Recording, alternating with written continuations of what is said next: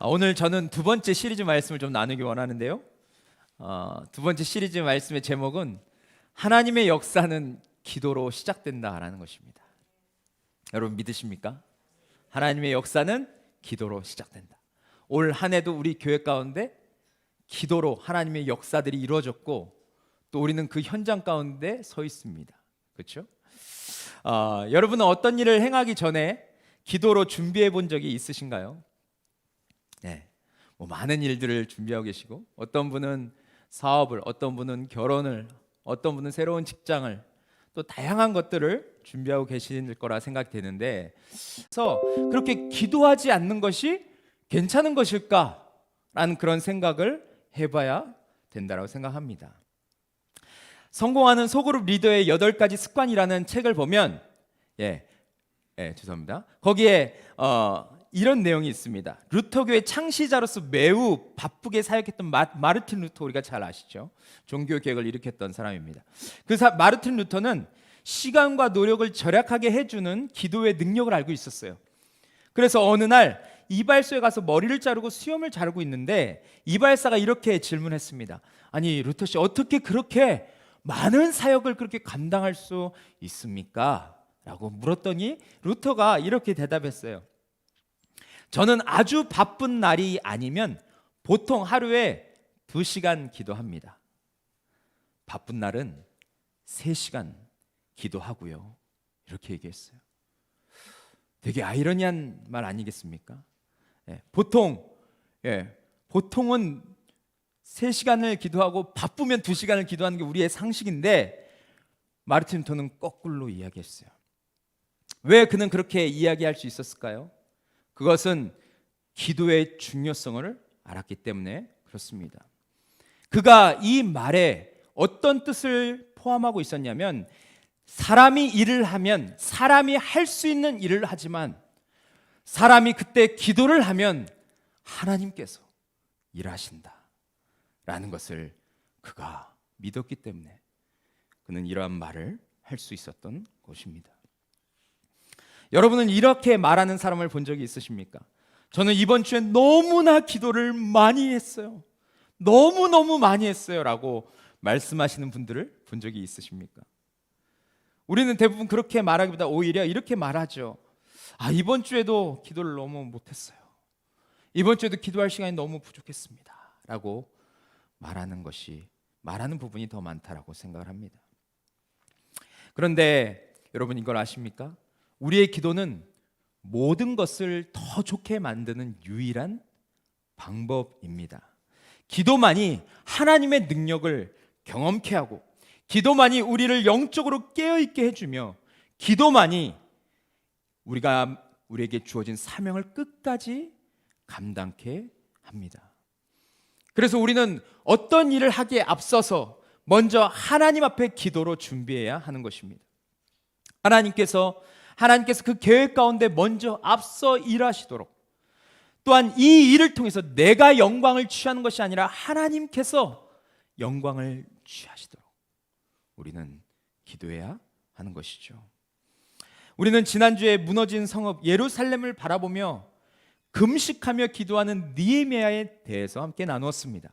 그런데 여러분, 그의 기도를 살펴보면 참으로 놀랄 수밖에 없습니다. 왜냐하면 그의 기도는 그냥 평범한 기도가 아니었기 때문에 그렇습니다. 그러면 하나님께 귀 쓰임 받은 느헤미야의 기도는 어떤 기도였는가? 오늘 그의 기도를 통해서 우리는 중요한 교훈을 함께 나누기를 원합니다.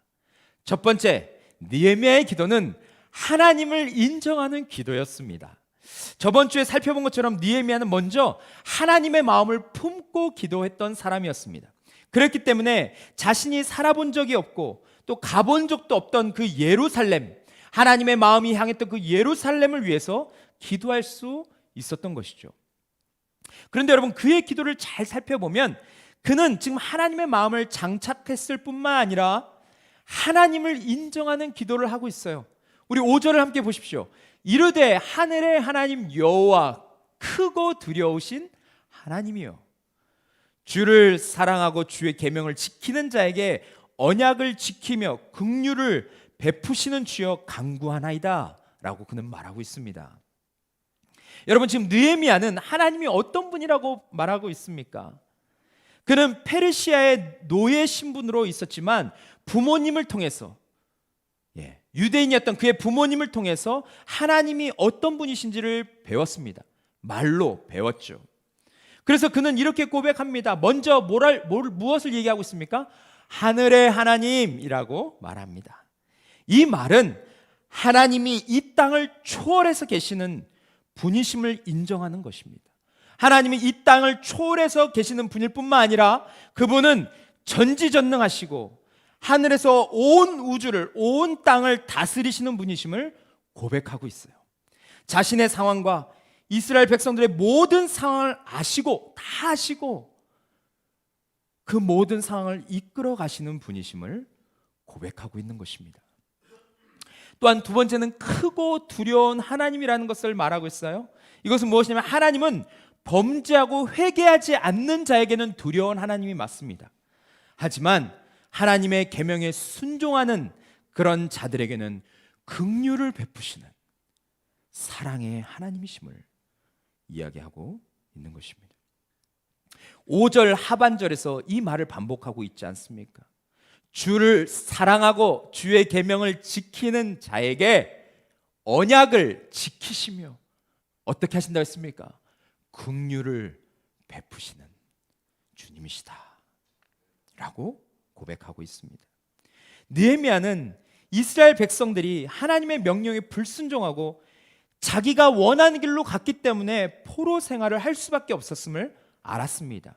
하지만 그가 또한 분명히 알았던 것은 무엇이냐면 하나 더 있었는데, 그것은 우리가 하나님을 향해서 돌아서면 하나님은 언제든지 우리를 용서하시는 하나님이시다. 우리가 돌아서서 아버지 품으로 돌아가면 하나님은 언제나 그의 팔을 벌리셔서 우리를 따뜻하게 안아주시는 하나님이시라는 것을 그는 알고 있었어요. 그래서 이 느헤미야는 이 위대하신 사랑으로 우리에게 다가오시고 우리를 기다려주시는 그 하나님께 간절히 기도했던 것입니다. 또한 우리는 그의 모습을 통해서 우리의 기도는 하나님을 알고 그분과의 사귐 안으로 들어가는 것임을 우리는 배울 수 있습니다. 존 킬링어라는 사람은 기도 시작하기라는 글에서 이렇게 말했어요. 우리 같이 한번 읽어보겠습니다. 시작. 기도는 하나님과의 사귐이다. 그것은 모든 생명과 기쁨의 중심에 계시는 그분과 관계를 맺는 일이며 항상 그 관계 안에서 살아가는 것을 배우는 일이다. 그것이 바로 기도의 전부이고 그 이상도 이하도 아니다라고 그렇게 표현했습니다. 여러분은 하나님과 관계를 맺고 그분과의 관계 안에서 살아가는 법을 배우는 그 일에 얼마나 노력하고 계십니까? 얼마나 많은 노력을 기울이고 계십니까? 또한 얼마나 하나님의 존재를 인정하며 여러분 살고 계십니까? 우리는 질문을 해봐야 됩니다. 오늘 이곳에 계신 여러분은 하나님을 어떤 분으로 알고 기도하시나요?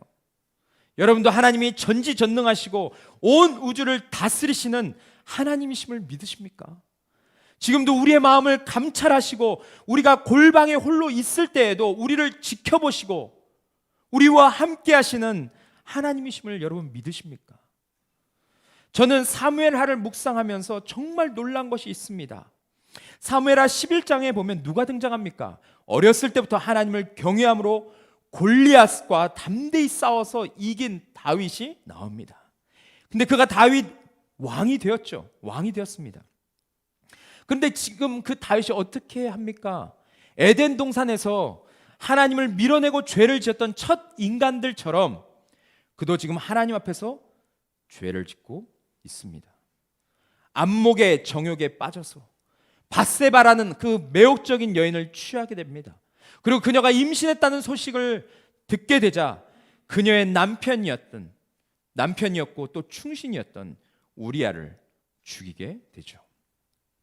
그런데 너무나 끔찍한 것은 그는 자신의 죄책감을 전혀 느끼지 못합니다. 화염 맞은 양심을 가지고 그렇게 살게 되죠. 그런데 여러분, 그 다윗이 미처 알지 못했던 것이 있었습니다. 그것을 누가 말합니까? 하나님께서 그것을 성경에 기록하십니다. 사무엘하 11장 27절 보시면 우리 같이 한번 읽겠습니다. 시작. 그 장례를 마침에 다윗이 사람을 보내 그를 왕궁으로 데려오니 그가 그의 아내가 되어 그에게 아들을 낳으니라. 다윗이 행한 그 일이 여호와 보시기에 악하였더라. 우리아가 죽고 장례를 치른 다음에 있었던 일입니다. 다윗은 전혀 죄책감을 느끼지 못했습니다. 사실 다윗이 왕실에 혼자 있을 때 밧세바를 취했기 때문에 그 죄 짓는 것을 본 사람이 아무도 없다라고 그는 생각했습니다. 또 우리아를 죽였을 때 자신이 그를 죽여서 손에 피 묻히지 않았기 때문에 그는 사람을 죽인 것에 대한 그런 죄책감도 느끼지 못했습니다. 하지만 여러분, 누가 그것을 보고 있었습니까? 바로 하나님이십니다. 하나님은 정확하게 그가 저지르는 만행을 하나님은 다 보고 계셨어요. 그래서 그가 악했다라고 그렇게 평가하고 계시지 않습니까? 저는 이 말씀을 묵상하면서 나의 모든 것을 감찰하시는 하나님을 위해서 두려움을 갖게 되었어요. 내가 지금까지 아무렇지 않게 지었던, 반복해서 지었던 죄들, 방 안에 홀로 있을 때 내가 즐겼던 그 일들, 다른 사람한테 얘기할 수 없는 내 안에 엄청난 죄들, 또 사람과의 관계에서 혼자 우월감에 사로잡혀서 사람들을 무시하고 업신여기고 정죄했던 모습들, 나의 끔찍한 죄들을 저는 바라보면서 나는 다윗과 똑같은 존재적인 죄인이구나 라는 것을 깨닫게 됩니다. 또한 내가 아무리 지금 거룩해 보이고 내가 아무리 지금 온전해 보여도 상황과 조건만 맞으면 나도 다윗처럼 이러한 죄, 아니 그보다 더 끔찍한 죄를 지을 수 있는 존재구나 라는 것을 깨닫게 되었어요. 그런데 여러분, 말씀을 계속 묵상해 보니까 다윗이 놓쳤던 그 하나님을 다시금 발견하게 되었습니다. 하나님은 내가 어떤 상황 가운데 있다 할지라도 나를 바라보시는 분이시구나. 내가 실패하고 넘어져도 자신을 드러내시며 우리를 다시금 깨끗하게 하시기를 원하시는 분이시구나. 또한 내가 때로는 죄를 짓고 하나님과 멀리 떨어져 있다 할지라도 하나님은 나를 끝까지 기다리시고 인내하심으로 내가 돌아오기를 원하시는 분이시구나. 그것을 저는 깨닫게 되었습니다. 그리고 저는 다윗의 삶을 묵상하면서 제 삶의 많은 변화를 보게 되었어요. 어디에 있든지 무엇을 하든지 하나님 앞에 날마다 서 있는 존재임을 인식하게 됩니다. 또한 하나님이 나를 언제든지 기다리시는 분이심을 믿고 날마다 하나님과의 관계가 회복되기를 진정으로 원하며 그렇게 살게 되는 제 모습을 보게 되었습니다. 제가 온전치 않지만, 완전하지 않지만 지금도 이러한 부분을 놓치지 않고 살려고 발버둥을 치고 있습니다. 여러분, 지금 하나님께서 우리에게 바라시는 것이 무엇이라고 생각하십니까?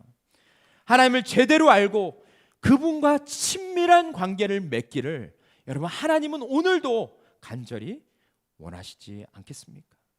또한 하나님을 인정하고 그분께 마음을 쏟으며 우리가 전심으로 기도하기를 하나님이 원치 않으실까요? 두 번째는 느헤미야는 하나님 앞에 죄에 대해서 회개하는 기도를 드렸음을 우리는 오늘 본문을 통해서 볼 수 있습니다. 느헤미야의 기도는 참 위대한 기도였다라고 제가 위에서 말씀드렸습니다. 그의 기도는 참 위대했습니다. 왜냐하면 그는 자신을 넘어서서 이스라엘 민족과 조상들의 죄를 위해 기도하기 때문에 그렇습니다. 여러분, 이러한 기도가 쉽다고 생각하십니까? 저번 주에도 말씀드린 것처럼 지금 느헤미야는 고향에 대해서 잘 몰랐습니다. 부모님을 통해서 왜 하나님이 하나님의 백성들에게 이러한 어려움을 주셨는지 부모님을 통해서 그는 들었습니다. 하지만 그 죄를 자신의 죄로 여긴다는 것은 결코 쉬운 것이 아니었습니다.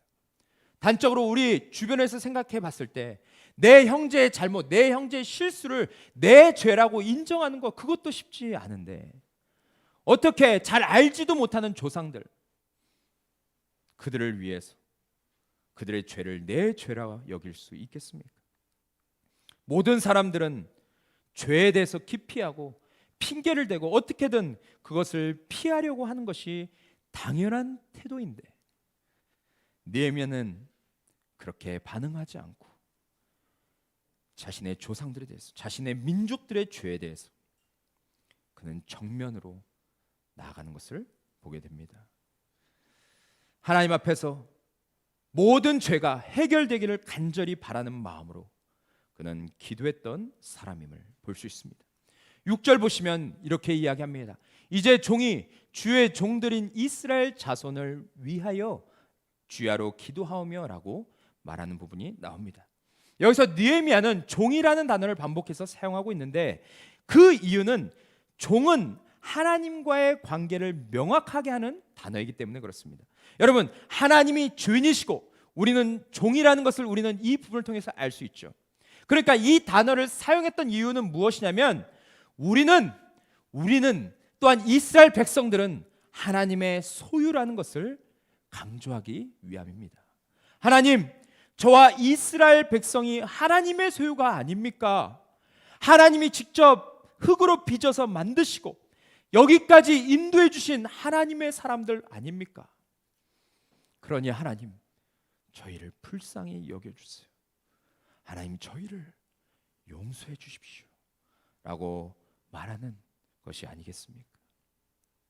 그러면서 여러분, 느헤미야는 6절 7절에서 계속 사용하고 있는 것이 있는데 그것은 바로 우리라는 단어입니다. 새 번역으로 보니까 이제 이 종이 밤낮 주님 앞에서 주님의 종 이스라엘 자손을 위하여 드리는 이 기도에 귀를 기울이시고 살펴주십시오. 우리 이스라엘 자손이 주님을 거역하는 죄를 지은 것을 자복합니다. 저와 저의 집안까지도 죄를 지었습니다라고 말했어요. 7절에서 우리가 주님께 매우 큰 잘못을 저질렀습니다. 주님의 종 모세를 시키시어 우리에게 내리신 계명과 율례와 규례를 우리가 지키지 않았습니다 라고 말하고 있어요. 개역 개정에는 우리라는 단어가 많이 나오지 않지만 히브리어에 보면 우리라는 단어를 반복합니다. 왜 느헤미야는 이 우리라는 단어를 강조했을까요? 그 이유는 그가 자신과 백성들을 동일시했기 때문에 그렇습니다. 예수님께서도 우리를 너무나도 사랑하셔서 우리 대신에 뭐가 되셨습니까? 죄가 되시고 우리 대신에 예수님께서 저주가 되어 주셨습니다. 그처럼 느헤미야도 지금 이스라엘 백성들을 얼마나 사랑했던지 그들과 동일시하고 있는 부분을 보게 됩니다. 여러분, 정말 놀랍지 않습니까? 그런데 여러분, 이러한 기도는 느헤미야만 한 것이 아닙니다. 우리가 다니엘서 9장 4절부터 6절을 한번 같이 읽겠습니다. 시작.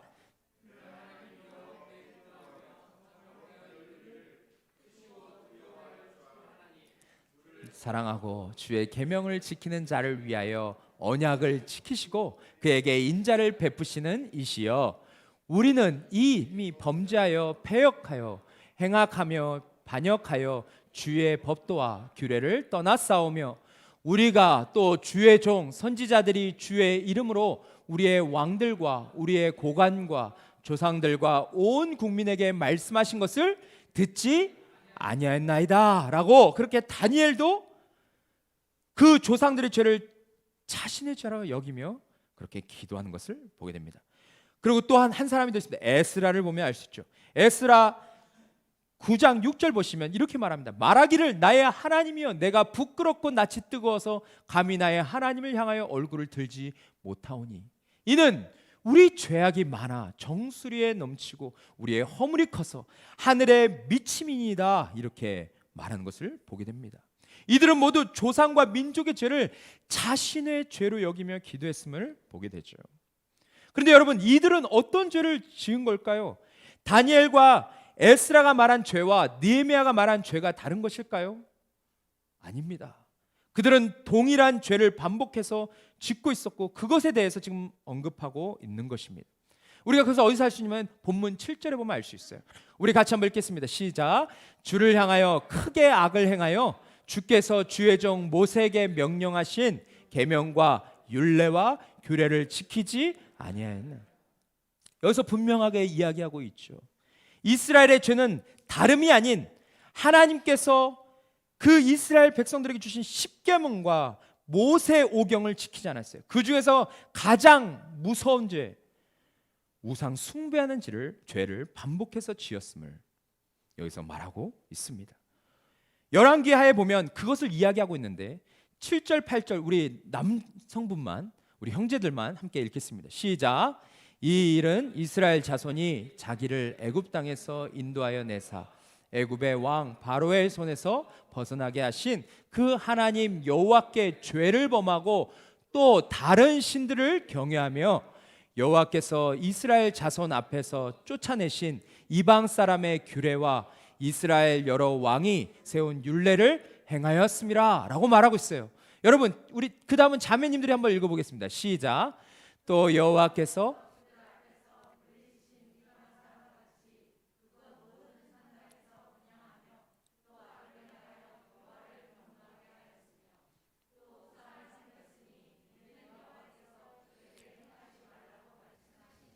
아멘. 그렇습니다.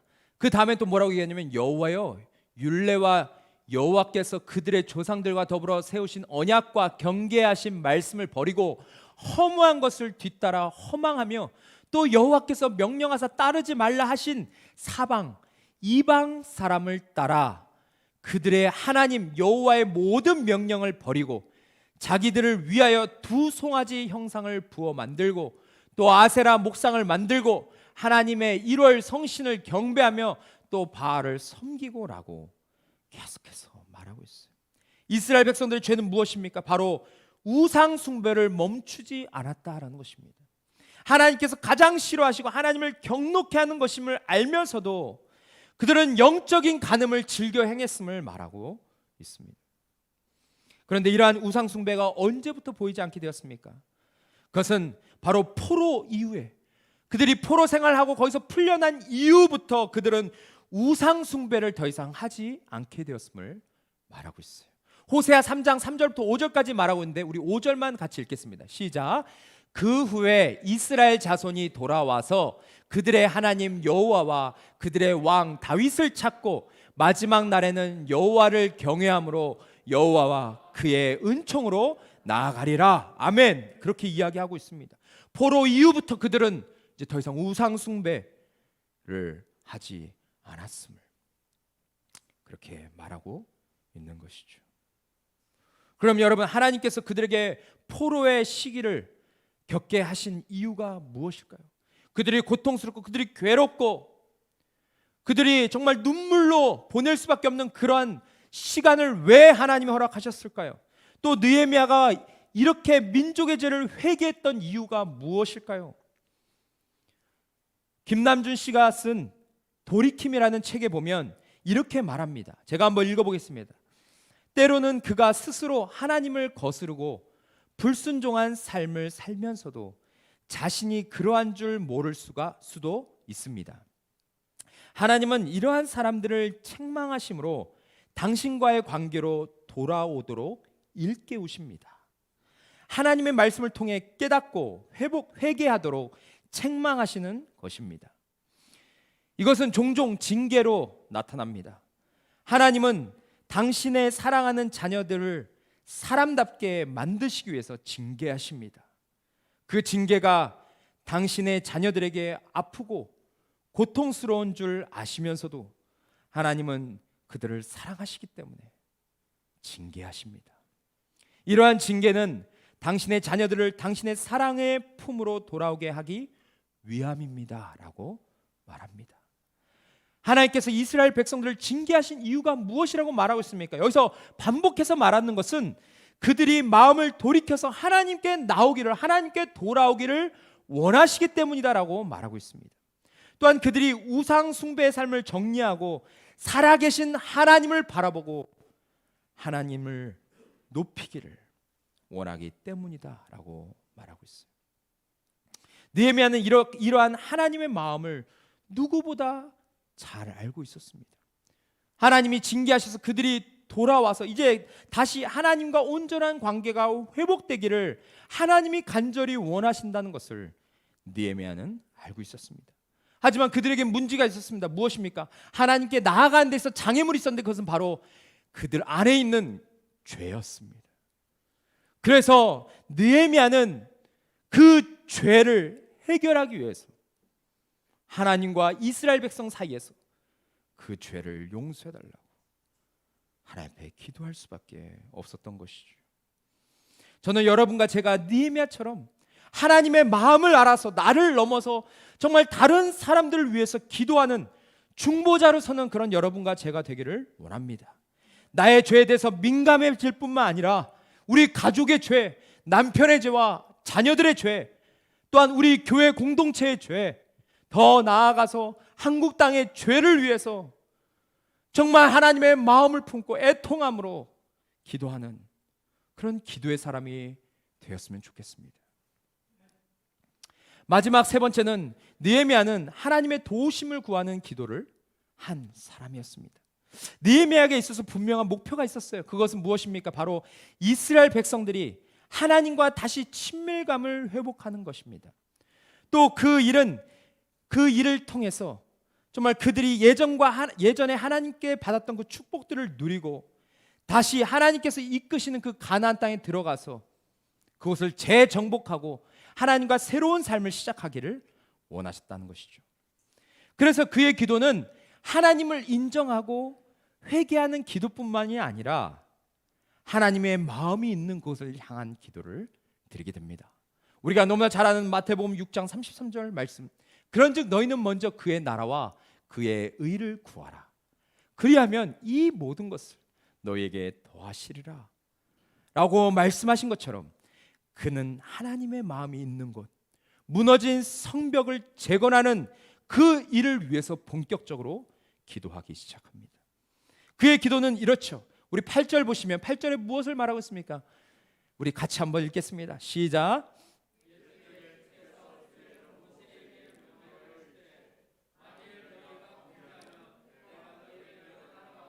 흩을 것이요 라고 말합니다.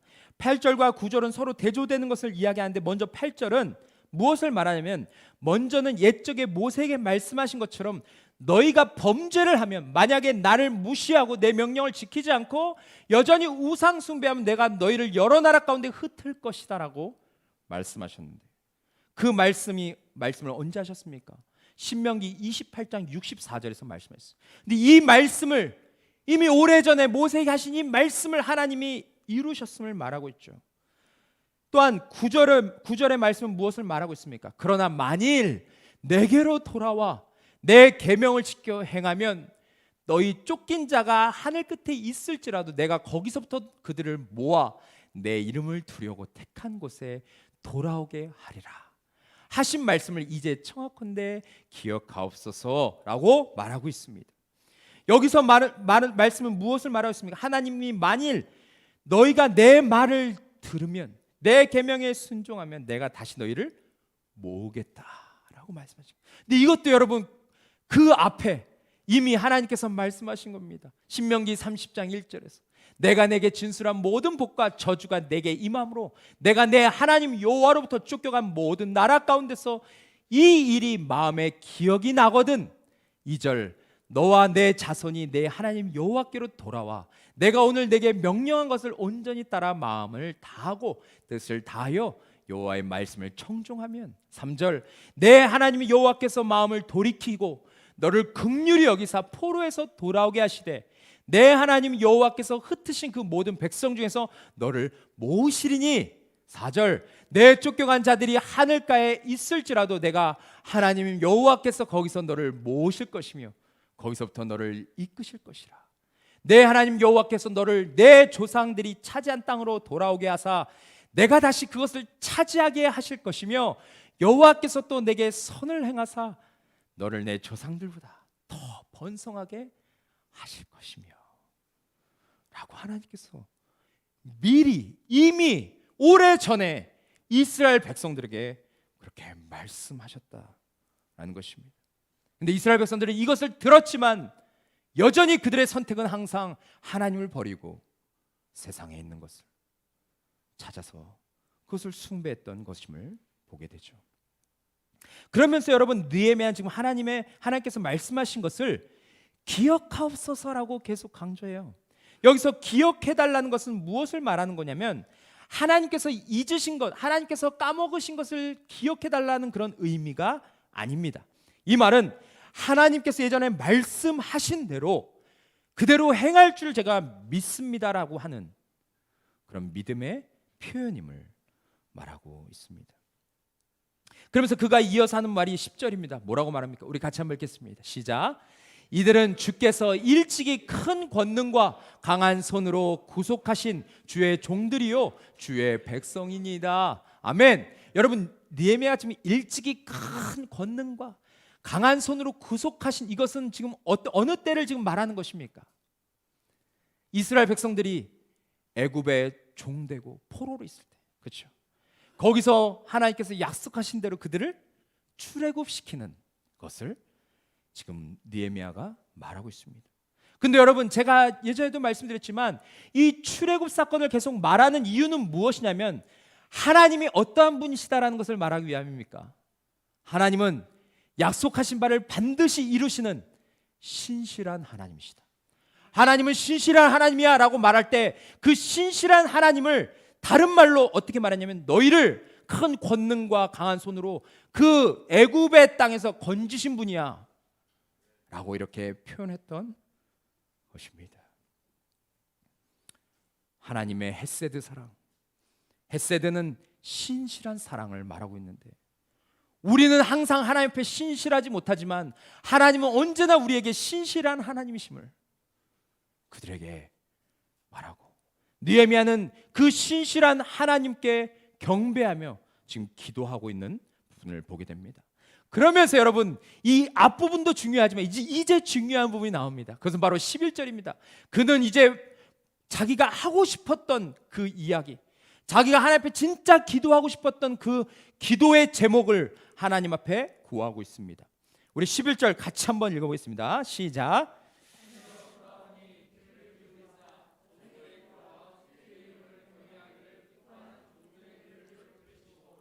오늘 종이 형통하여 이 사람들 앞에서 은혜를 입게 하옵소서 하였나니 그때 내가 왕의 술관원이 되었느니라. 아멘. 여러분 느헤미야가 진짜 기도하려고 했던 그 부분이 무엇입니까? 하나님은 정말 위대하신 분이십니다. 하나님은 정말 하늘에 계신 하나님이시고 두려운 하나님이고 하나님은 죄 가운데서도 그것을 선으로 바꾸시는 분이시고 우리를 깨끗하게 하시는 분이시고 하나님은 신실하신 하나님이십니다 라고 하면서 이 느헤미야가 하나님께 기도했던 것이 무엇입니까? 이 사람들 앞에서 은혜를 입게 해달라는 것입니다. 여기서 말한 이 사람은 누구를 지금 말하고 있는 거냐면 그것은 바로 그가 충성을 다해서 섬겼던 아닥사스다 왕을 말하고 있습니다. 그런데 여러분 그가 왜 지금 왕으로부터 자기가 충성되이 섬기는 왕으로부터 은혜를 입게 해달라고 그렇게 기도했겠습니까? 그것은 에스라 4장 21절 보면 나옵니다. 우리 21절도 같이 한번 읽어보겠습니다. 시작.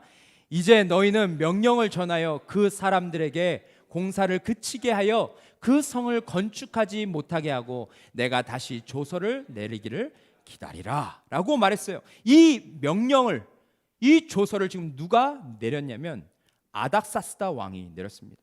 예루살렘 성벽을 건축하고 있는 그런 상황 가운데 너희들이 더 이상 그거 하지 마 중단 명령을 아닥사스다 왕이 내렸습니다.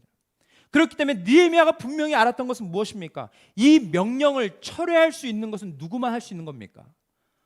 왕만 그것을 철회할 수 있었던 것이죠.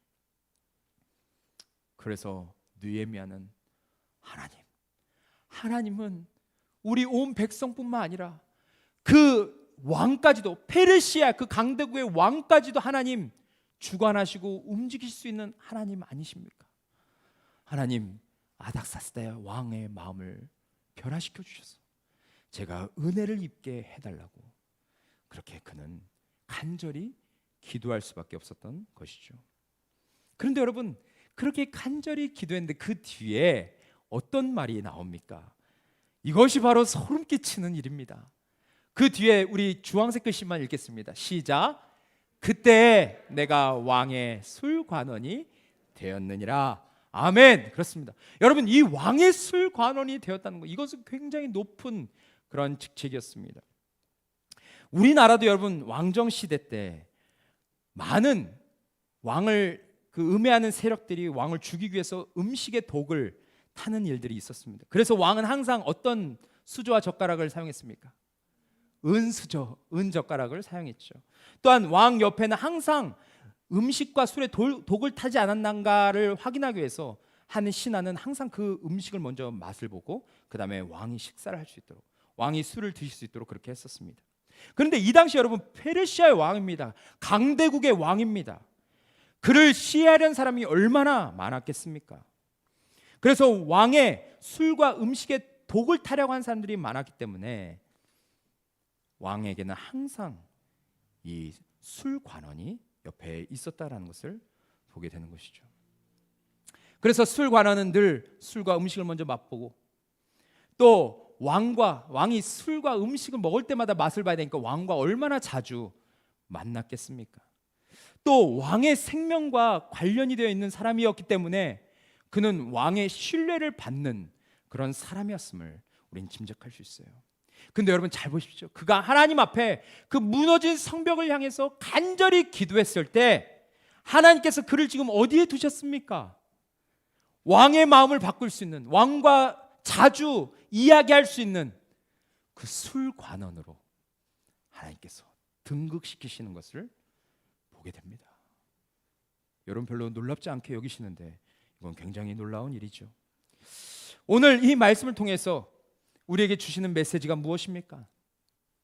우리가 영적으로 무너진 성벽을 재건하려는 그런 간절함이 있다면 하나님은 우리가 하고 있는 일을 통해서 하나님의 일을 이루신다는 것입니다.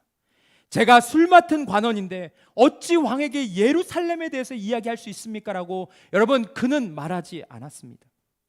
그러나 하나님께서 길을 열어주실 것을 믿고 기도했던 것입니다. 지금 우리도 마찬가지죠.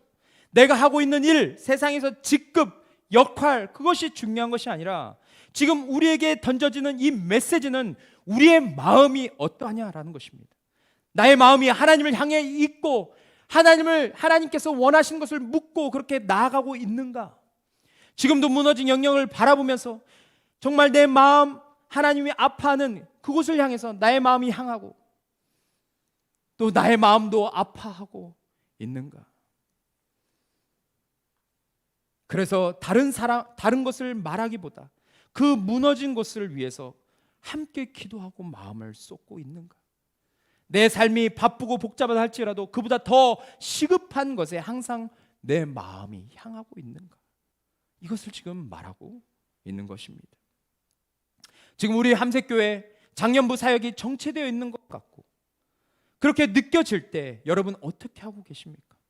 장년 사역을 위해서 정말 여러분 기도하고 이 사역을 내가 함께 이루겠다고, 함께 세워가겠다고, 예전에 정말 그 장년부가 아름다웠던 그 시대만 동경하는 것이 아니라 내가 정말 하나님 앞에 헌신되어져서 눈물로 기도해서 장년부 사역이 다시 회복될 수 있도록 하나님 저를 사용해 주십시오. 여러분 그렇게 간절하게 기도하고 계십니까? 아니면 지금은 어쩔 수 없다라는 마음을 가지고 안주하고 계십니까? 지금 다음 세대들에게 삶의 희망과 용기를 북돋워야 하는 그런 사명을 우리는 갖고 있습니다. 그런데 여러분 어떻게 반응하고 계십니까? 저희 교회는 지난 11월 달부터 다음 세대를 위한 교사를 찾고 있다라는 포스터를 붙이고 그렇게 계속해서 기도하고 있습니다. 이제 우리는 주일날 한 번 예배를 드리는 것을 만족할 때가 아니라고 생각하고 정말 함께 동역할 사람들을 찾고 있습니다. 한 영혼을 지금 찾아서 우리는 나서야 될 때라고 생각하고 또 하나님께서 보내신 영혼들을 온 힘을 다해서 섬겨야 될 때라고 생각합니다. 지금 여러분은 교회의 필요를 보시면서 어떤 마음을 갖고 계십니까? 여러분 어떻게 반응하고 계십니까? 무너진 성벽이 보임에도 불구하고 그냥 외면하고 누군가 하겠지, 누군가 저희를 할 거야, 저희는 힘드니까 나는 할 수 없어 라고 그렇게 말씀하시며 신앙생활하고 계십니까? 아니면 오늘 느헤미야처럼 하나님 저는 할 수 없지만 하나님은 그 일을 이루실 수 있는 분이심을 믿고 하나님 나는 아무것도 아니지만 나는 연약하지만 하나님 나를 사용하사 하나님의 뜻을 이루어달라고 그렇게 기도하면서 하나님 앞에 나아가고 계십니까? 저는 지난 금요일 날 인도네시아에서 선교하고 계시는 배성현 선교사님과 함께 교제했습니다. 올해 초에 어깨를 다치셨는데 5개월간 치료를 못 받으시다가 잠깐 한국에 들어오셔서 치료를 받으셨는데 조금 좋아지셔서 다시 가족들과 함께 인도네시아로 들어가셨습니다.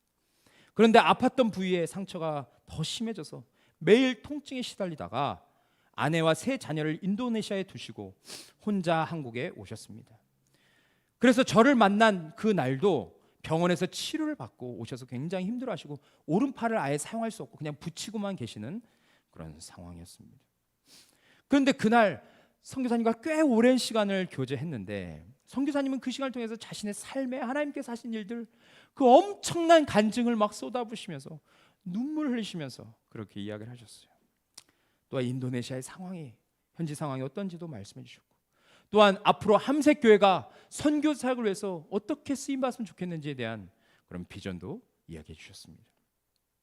그런데 이런저런 이야기를 하다가 그분이 하셨던 말씀 중에 제 마음에 딱 꽂혔던 게 무엇이었냐면, 지금까지 사역을 하면서 가장 힘들었던 것은 물론 그곳에 있는 현지 목사들에게, 현지 선교사들에게 배신도 당하고 여러 가지 어려움도 당했지만 그런 것이 아니라 이 선교사님에게 있어서 가장 힘들었던 것은 선교에 대한 자신의 비전, 하나님께서 자신을 선교 지역에 보내주시게 하신 그 비전이 흐려질 때, 희미해졌을 때 그것이 가장 힘들었다라고 말씀하셨습니다. 선교사님은 인도네시아에 가실 때 새로운 사람들을 많이 만나게 하셔서 계속해서 복음을 전하고 돌아다니면서 수많은 사람들에게, 예수님을 알지 못하는 사람들에게 복음을 전하기를 원하셨는데 어느 날 좋은 동역자를 인도네시아에서 만나게 되었고, 또한 정말 그 젊은 세대들에게 한글을 가르치다 보니까 젊은 세대들이, 청년들이 계속 늘어나게 되었습니다. 그러면서 자신이 원치 않게 거기에 교회가 저절로 세워지게 되었다는 것을 말씀하셨어요. 교회가 세워진 게 얼마나 아름답고 얼마나 복된 것입니까? 그에 대한 굉장히 기쁜 마음을 가지고 있었지만 한편으로는 선교사님 마음에는 거룩한 불만이 생겼습니다. 그것은 뭐냐면, 선교지에 왔을 때 나는 예수님을 알지 못하는 그런 구도자들을 위해서 내 삶을 드렸고, 그리고 계속해서 새로운 영혼들을 좀 만나기를 원했는데 교회를 세우고 보니까 자신이 만나는 사람들은 계속해서 예수님을 믿는 사람들만 그렇게 만나고 그들을 케어하는 그 모습이 너무나도 힘들었다라는 것을 이야기를 하셨어요.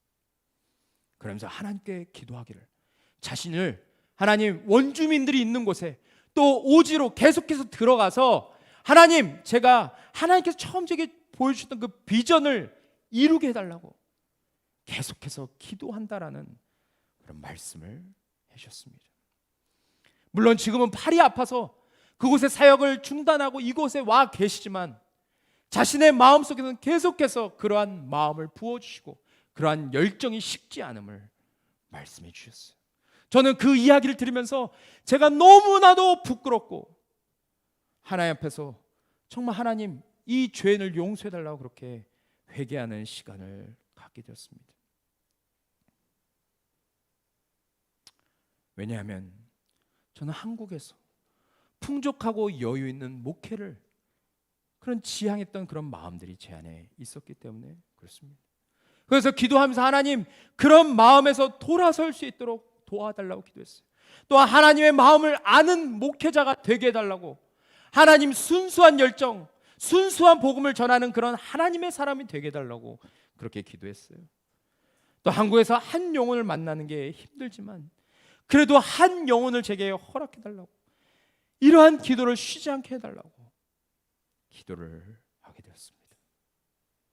지금도 제게 맡겨주신 영혼들에게 더 예수 그리스도의 복음을 선명하게 전하게 해달라고, 남은 인생 가운데 더 주님을 풍성히 누리며 사는 은혜를 허락해달라고 그렇게 기도했습니다. 느헤미야처럼 나는 할 수 없지만 제가 하나님의 도구가 되어서 하나님의 뜻을 이루는 그런 사람이 되게 해달라고 기도했었습니다. 저는 오늘 여러분들에게 좀 도전을 하기 원합니다. 오늘 주님께서 우리에게 주신 말씀을 붙들고 기도할 때 저는 주님, 제가 정말 하나님이 어떤 분이신지를 분명하게 알게 하여 주십시오. 하늘에 계신 천능하신 하나님, 또 늘 우리에게 은혜를 공급해 주시고 늘 우리를 긍휼히 여기시는 그 하나님을 분명하게 알게 해달라고 기도할 수 있는 시간이 되었으면 좋겠습니다. 두 번째는 나의 죄와 민족의 죄를 회개하는 영을 제게도 허락해달라고. 하나님이 우리를 징계하실 때 그때가 바로 돌아설 수 있는 때임을 믿고 하나님의 마음을 알아서 회개의 기도를 중단하지 않게 해달라고 그렇게 기도할 수 있는 이 시간이 되었으면 좋겠습니다. 마지막으로 하나님의 능력을 신뢰함으로 하나님께서 무너진 성벽을 정말 재건해달라고 하나님의 능력을 신뢰함으로 그렇게 기도할 수 있는 이 시간이 되기를 간절히 원합니다. 지금 이렇게 하나님 앞에 엎드려져 기도하는 그 한 사람을 통해서, 느헤미야 한 사람을 통해서 하나님의 성벽을 재건했던 것처럼 지금도 하나님이 찾으시는 그 기도자 한 사람을 통해서 하나님의 일들이 우리의 삶 가운데 이루어질 것을 믿습니다. 우리 이 시간 좀 함께 찬양하시고 기도하시면서 주님 앞에 나아가는 시간을 갖기를 원합니다.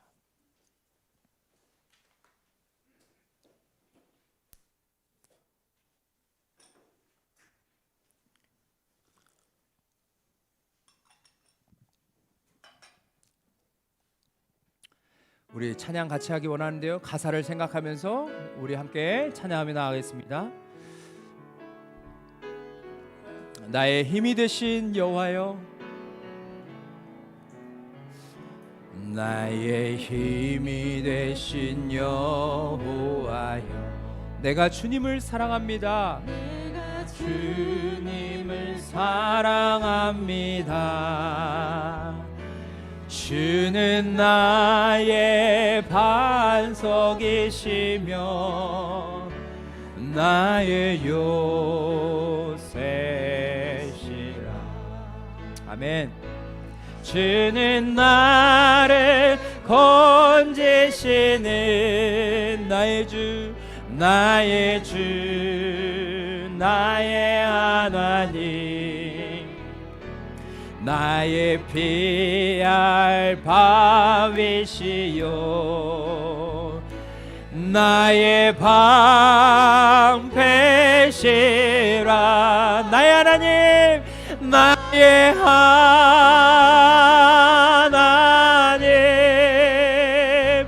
나의 하나님, 구원의 뿌리시여 나의 산성이, 나의 하나님, 나의 하나님,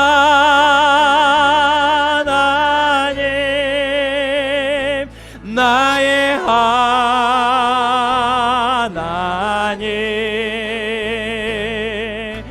그는 나의 여호와,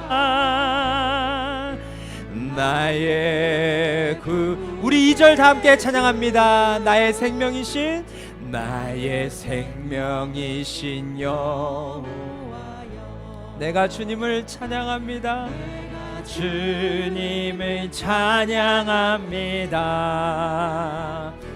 주는 나의 사랑이시며 나의 의지시라. 아멘. 주는 나를 이끄시어 주의 길 인도하시며 나의 생의 목자 되시니 내가 따르리라. 내가 따르리. 함께 찬양합시다. 나의 하나님, 나의 하나님,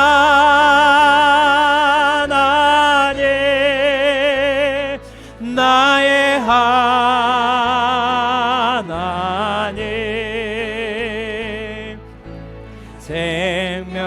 멸류관으로 내게 씌우소서. 아멘. 나의 하나님, 나의 하나님,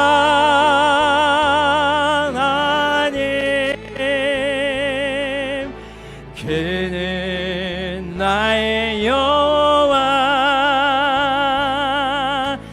나의 구세주. 최후 승리를 얻기까지. 아멘. 주의 십자가 사랑하리. 빛난 멸류관, 빛난 멸류관 받기까지. 험한 십자가 붙들겠네. 다시 한번 찬양합시다. 최후 승리를, 최후 승리를 얻기까지. 주의 십자가, 주의 십자가 사랑하리.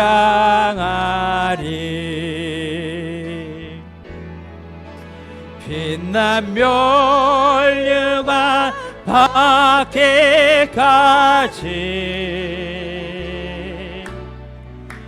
험한 십자가 붙들겠네. 우리 시간 함께 기도하며 나아갔으면 좋겠습니다. 하나님, 오늘 느헤미야의 삶을 통하여서 우리에게 위대한 기도, 하나님이 사용하실 수밖에 없는 그 기도가 어떤 기도인지 우리로 하여금 깨닫게 하여 주셔서 감사합니다.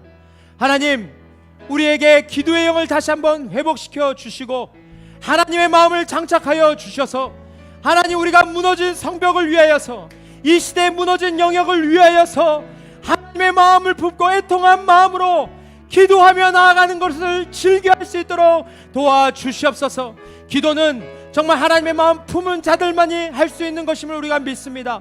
하나님, 우리에게 그러한 동일한 마음을 허락하여 주셔서 날마다 어느 곳에 있든지 무엇을 하든지 하나님, 하나님의 심장을 가지고 기도하며 중보하는 자로 설 수 있도록 하나님 우리를 인도하여 주시옵소서. 우리 그렇게 말씀 붙들고 함께 기도하며 나아가겠습니다.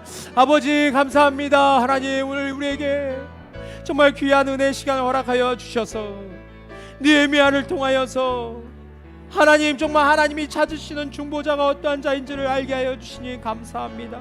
하나님, 우리가 오늘 말씀을 함께 나누었습니다. 하나님, 먼저 우리가 정말 하나님이 어떤 분이신지를 분명히 알게 하여 주시옵소서. 느헤미야가 알았던 하나님, 하나님은 하늘에 계신 하나님이시고 하나님은 두려운 하나님이시고 하나님은 긍휼을 베풀기를 기뻐하시는 하나님이심을 하나님, 우리가 알 때 하나님 앞에 온전히 기도할 수 있음을 믿습니다. 하나님, 우리가 하나님을 분명히 알고 기도하는 자들 되게 하여 주시옵소서. 또 하나님, 우리가 정말 하나님과 민족들 사이에서 정말 죄를 위하여서 기도하는 자들 되게 하여 주시옵소서. 나의 죄뿐만 아니라 나의 죄를 넘어서서 우리 가족의 죄, 우리 자녀들의 죄, 우리 남편의 죄, 우리 아내의 죄, 우리 공동체의 죄, 한국 땅의 죄를 위하여서 하나님 앞에 애통하는 심령으로 기도할 수 있는 그런 중보자들이 될 수 있도록 하나님, 우리를 인도하여 주시옵소서. 항상 내 유익과 내 만족과 내 기쁨을 위해서만 기도하는 자들이 아니라, 그렇게 하나님을 이용하는 자들이 아니라 정말 하나님의 마음이 있는 곳을 향하여서 정말 애통하시는 그 하나님의 마음을 알고 정말 하나님이 바라보시는 그곳을 향하여서 기도하는 자들, 죄를 위하여서 기도하는 자들이 될 수 있도록 하나님, 우리의 마음을 다시 한번 돌이켜 주시옵소서. 또한 마지막으로 하나님, 정말 하나님의 능력을 신뢰함으로 기도하게 하여 주십시오. 정말 내가 일을 할 때는 사람이 할 수 있는 일을 하지만 우리가 기도할 때 하나님께서 일하신다고 말합니다. 하나님, 우리가 하나님 앞에 간절히 기도할 때 하나님 그 능력의 힘줄을 움직이셔서 하나님의 스케일에 맞는 일들을 이루실 줄 우리가 믿습니다. 하나님, 이 시간 우리가 하나님의 능력을 신뢰함으로 기도하기를 기뻐하게 하여 주시옵소서. 날마다 매일 아침 우리 가족을 위해서, 이 땅을 위해서, 이 땅에 세워진 교회들을 위하여서, 우리의 삶을 위하여서, 직장에서 나의 태도와 나의 말과 나의 삶을 위하여서, 또한 우리 자녀들이 하나님을 경외하고 어렸을 때부터 하나님을 두려워하며 살아가는 자녀들이 되게 해달라고. 하나님, 이 세상의 여러 가지 외치는 소리들에 정말 귀가 현혹되지 아니하고, 하나님 정말 하나님의 복음 앞에 온전히 세워지는 자녀들이 될 수 있도록, 또한 내가 주님 앞에서 부끄럽지 않는 삶을 사는 그런 하나님의 삶이 될 수 있도록, 하나님, 우리가 먼저 하나님 앞에 무릎 꿇고 기도하는 자들 될 수 있도록 주님 인도하여 주시옵소서. 주님 이 시간 동안 간절히 기도하기 원하는 것은, 하나님, 우리 성도님의 마음속에 한 마음을 허락하여 주십시오. 하나님, 우리 교회에 정말 2021년도에 사역이 있습니다. 하나님, 우리가 그 사역을 감당할 수 있을지 그것은 하나님의 뜻에 달려있지만, 하나님, 우리가 2021년도 한 해를 허락하실 때, 하나님, 우리가 정말 편하게 신앙생활 하려고 하는 모습이 아니라, 정말 주일만 예배드리는 것에 만족하는 모습이 아니라, 하나님, 함께 무너진 성벽을 재건하는 그 일에 동역하는 동역자들로, 그런 일꾼으로, 그런 사역자로 제 삶을 드리겠습니다. 하나님, 다음 세대를 세우는 사역에 제 삶을 드리겠습니다. 하나님, 장년부를 섬기는 그 사역에 제 삶을 드리겠습니다. 목자로 드리겠습니다. 팀장으로 드리겠습니다. 안내위원으로 드리겠습니다. 하나님, 정말 교회 청소하는 그런 자로 제 삶을 드리겠습니다. 매일매일 교회를 깨끗게 하고 교회 시설을 관리하는 자로 제 삶을 드리겠습니다. 하나님, 다음 세대에게 하나님 말씀 전하는 일에 제 삶을 드리겠습니다. 하나님, 중보하는 일에 제 삶을 드리겠습니다. 하나님, 정말 목회자를 섬기는 그 일에 제 삶을 드리겠습니다. 하나님, 우리에게 그러한 열정이 다시 한번 회복되게 하여 주시고, 다시 한번 하나님 앞에 도전하며 나아가는 그런 믿음의 사람들로 하나님 우리를 일으켜 세워 주시옵소서. 내 삶에 만족하고 거기에서 안주하는 삶이 아니라 한 선교사님의 마음을 닮아서 정말 하나님 앞에서 더 영혼들, 한 영혼을 더 구원하기 위해 힘쓰고 자신의 모든 것을 바치는 그 선교사님처럼 하나님, 우리에게도 그러한 열정이 회복되게 하여 주시옵소서. 십자가 사랑하리, 빛나며 율관 받기까지 험한 십자가. 우리 다시 한번 결단하며 찬양합시다. 죄의 승리를 얻기까지, 죄의 승리를 얻기까지,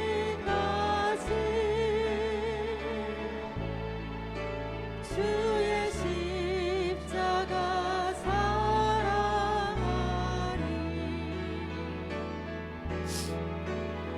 빛나며 율관 받기까지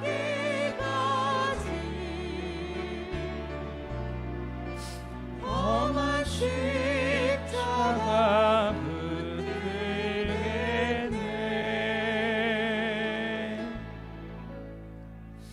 하나님, 감사합니다. 오늘도 이 어려운 시기 가운데 주님께서 우리를 이곳에 불러 모아주시고, 또 교회에서, 가정에서 하나님이 찾으시는 예배자로 우리의 삶을 드리고 하나님을 경외함으로 예배할 수 있도록 인도해 주셔서 감사합니다. 하나님, 함께 세워가는 교회가 이곳에 올 수 있었던 것, 여기까지 올 수 있었던 것은 이 교회를 위해서 간절히 가슴을 치며 통곡하며 애통해하며 이 땅에 정말 하나님이 원하시는 교회가 세워지길 간절히 바라는 마음으로 기도하는 성도님들이 계셨기에 하나님, 이 땅에 함께 세워가는 교회가 세워질 수 있었습니다. 하나님, 이 교회가 기도로 세워진 것처럼 하나님, 우리 교회가 앞으로도 계속 하나님의 마음을 잃지 않고 하나님이 원하시는 그 복음 사역을 끝까지 감당하기를 원한다면 하나님, 우리가 기도하는 일을 쉬지 않아야 될 줄 믿습니다. 하나님, 우리 안에 정말 하나님 앞에 엎드려져 기도하려고 하는 마음이 있습니까? 하나님, 우리가 기도할 때 하나님께서 일하시고, 기도할 때 하나님이 능력을 드러내시며, 기도할 때 죽어가는 영혼들이 깨어나며, 기도할 때 하나님, 이 땅에 정말 하나님의 뜻이 이루어진다는 그 확신을 가지고 우리가 그렇게 하나님 앞에 정말 엎드려서 울며 기도하는 그런 기도의 사람이 맞습니까? 하나님, 다시 한번 우리 자신을 돌아보게 하여 주시옵소서. 또한 2021년도를 우리가 앞두고 있고 2020년도 이제 얼마 남지 않은 시기 가운데 있습니다. 하나님, 올 한 해가 가기 전에 하나님, 우리 안에 다시 한번 주님을 향한 열정과 주님을 향한 사랑과 주님을 향한 그 마음이 식지 않게 하시고 더 끌어올라서, 더 불타오르듯이 타올라서 정말 하나님께서 부르신 그 사명에 우리가 온전히 합할 수 있도록, 함께 마음을 합할 수 있도록 주님 역사하여 주시옵소서. 하나님, 정말 오늘 느헤미야의 말씀을 나누면서 느헤미야가 하나님을 분명히 알았을 때 주님 앞에 온전히 기도할 수 있었고, 또한 그는 정말 하나님이 어떠한, 하나님의 앞에서 우리가 얼마나 큰 죄인인지를 알았기 때문에 하나님과 이스라엘 백성들 사이에서 중재하며 기도할 수 있었고, 또 하나님의 능력을 신뢰했기 때문에 그는 정말 아닥사스다 왕의 마음이 변하도록 그에게 은혜를 입게 해달라고 기도했던 사람임을 우리가 보게 되었습니다. 하나님, 우리가 느헤미야처럼 어디에 있든지 무엇을 하든지 정말 하나님의 마음을 알고 그렇게 무너진 성벽을 바라보며 기도하는 한 사람 한 사람이 될 수 있도록 도와주시옵소서.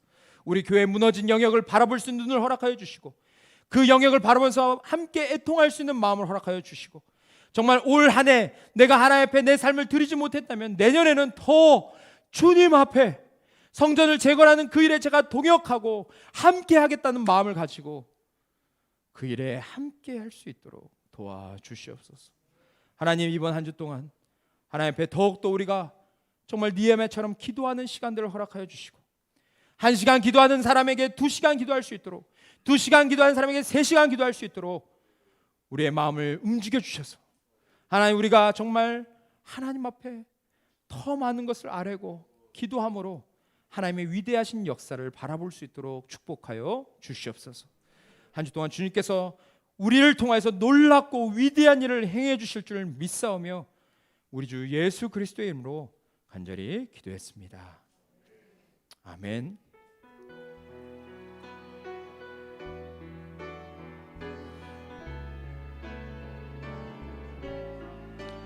주의 십자가 사랑하리,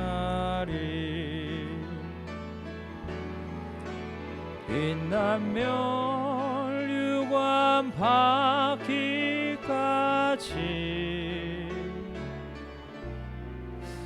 험한 십자가 붙들겠네.